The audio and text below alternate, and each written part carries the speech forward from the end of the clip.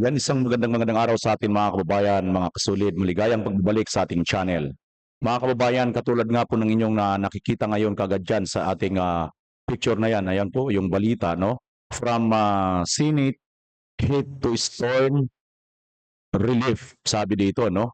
Rudy Duterte offers sympathy aid to Batangas, mga kababayan. Grabe ano ho ang ating pangulo ay bagamat hindi na po siya pangulo, ganyan pa rin po ang kanyang pagmamahal at pagmamalasakit sa bayan. Makikita po natin sa larawang ito kung paano po ni Pangulong Duterte ipakita at ipadama. Personal po ito mga kababayan ha. Personal po nagtungo ang ating pangulo at babasahin po natin ang buong detalye ng report na yan. Ito po ang sinasabi diyan mga kababayan.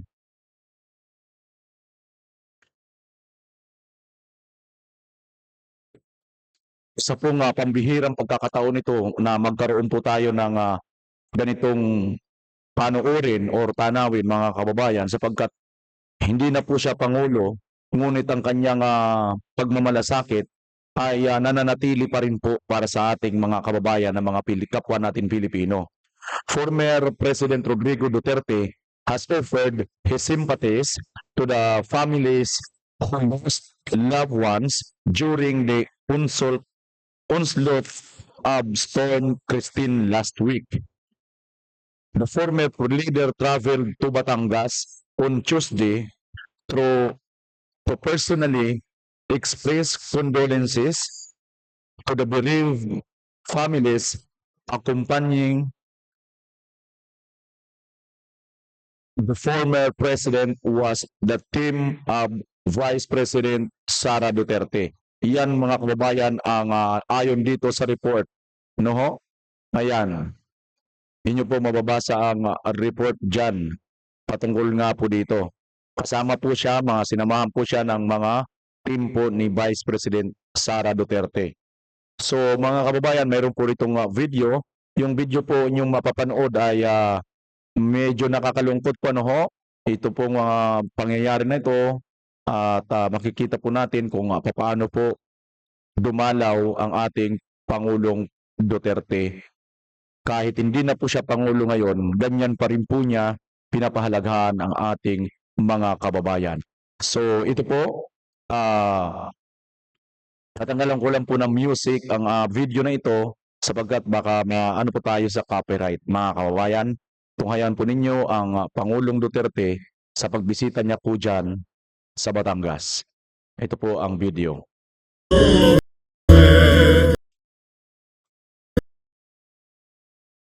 Ayan po mga kababayan, ano ho? Napakarami po niyan ng mga sinawing pala dito nga po sa nakalipas na bagyong Christine, ano ho? So mapapanood natin sa larawan or sa mga video na ito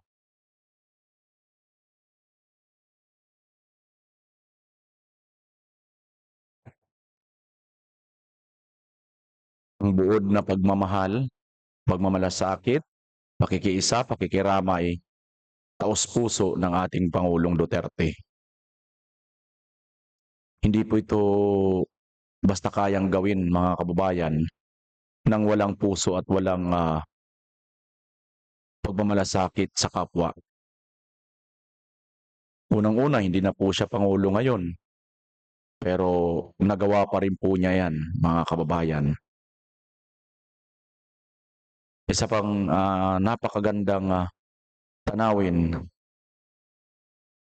na atin pong nasasaksihan ngayon mga kababayan mula dito sa ating Pangulong Duterte.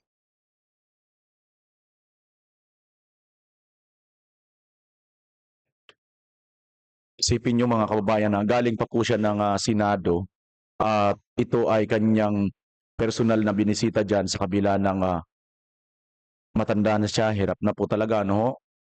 Nag-travel pa siya mula Davao para umatin lang po kahapon dyan nga sa Senado. At kanina lang mga kababayan, dumiretso naman siya dyan sa Batangas. Ganyan po ka dedicated sa pagmamahal sa kababayan niya ang Pangulong Duterte. Kaya pala hindi po siya iniiwan ng taong bayan, patuloy po siyang minamahal at sinasamahan. At nakaka nakakatuwang isipin mga kababayan na mayroon pa po palang natitira na mga lider sa ating bansa na bukal sa kanilang kalooban ang tumulong, magmalasakit, makiramay. Hindi lang doon sa panahon nung masaya, magandang panahon, kundi kahit dito po sa panahon ng kahirapan, nakahanda po ang isang leader na tayo ay damayan. Mayroon akong susunod na video mga kababayan, ito actual na hindi na po ito tinanggalan ng music dahil nagsasalita po rito si Pangulong Duterte. Bagamat konti lang po, pero hindi naman po ito music. So papanood ko po sa inyo yung isa sa mga part ng video na yan.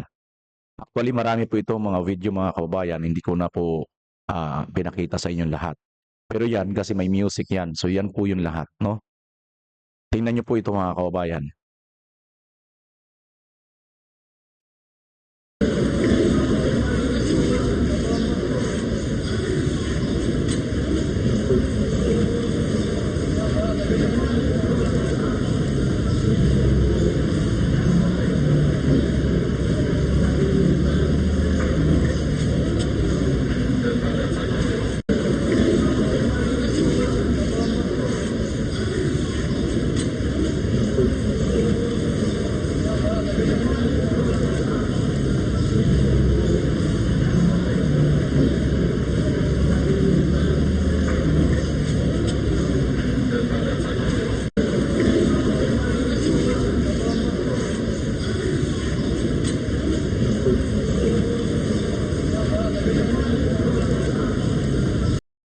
'Di ba mga kababayan?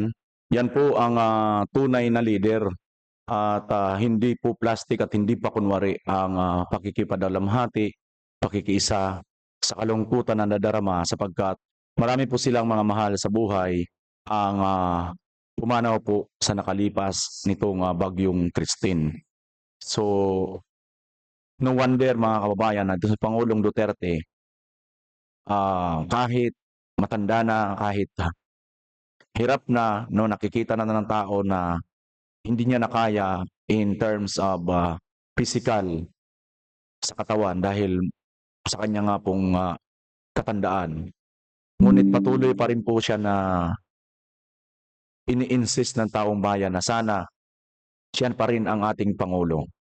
No wonder kasi nga po, kung magkaroon ka nga naman ng ganyang klaseng Pangulo na hindi lang nagsasalita, kundi bit-bit at kasama po patunay ng kanyang mga ginagawa. Kaya nakakatuwang isipin mga kababayan na nagkaroon po tayo ng ganitong tao at Pangulo sa ating bansang Pilipinas. Mga kababayan, sana tularan, sana man lang hindi man makopya si PRRD, sana yung mga susunod at yung leader natin ngayon ay magpakita man lang ng tunay at bukal sa kalooban nilang pagsusuporta sa taong bayan. Hindi kamukha nung napanood natin na video nang dumalaw dun pa sa kalsada, mayroon pang nagsasalita na, magpasalamat kayo dahil binisita kayo ng Pangulo. 'Di ba? Insulto po 'yun mga kababayan. Katunayan nga yung video na 'yun, tinanggal na po 'yun eh. Tinanggal na po ang video na 'yun sapagkat tinanggal na po ang video na 'yun sapagkat siguro napansin nila na marami po ang tao na hindi po nagustuhan 'yan ng taong bayan. Dahil dagdag talaga, adding insult to the injury. Para bagang utang na loob pa ng mga taga Batangas, taga Bicol na dumalaw ang Pangulo sa inyong lugar. Sa kabila ng kayo ay may mga nasawing kamag-anak, kailangan nyo pang magtanaw ng utang na loob sa taong yan.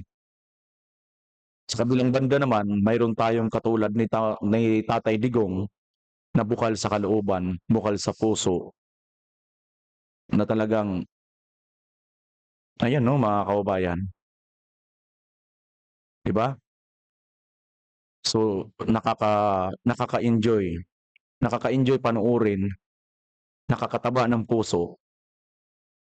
Na kahit kung tutuusin wala na siyang pakialam 'no, wala na siya, hindi na siya pangulo, eh. Trabaho na ito ng pangulo natin ngayon kung tutuusin, 'di ba? Pero hindi po 'yan basta trabaho mga kababayan, 'di ba? So ayan mga kababayan ang atin pong, munting video sa inyo ngayon. Kung ano po ang inyong komento at, ano po inyong masasabi sa videong ito, paki-comment niyo po diyan sa baba. Paki-like and share po sa ating video. Maraming salamat. Siyempre mga kababayan, Pilipinas as always, God first po tayo. Bye-bye.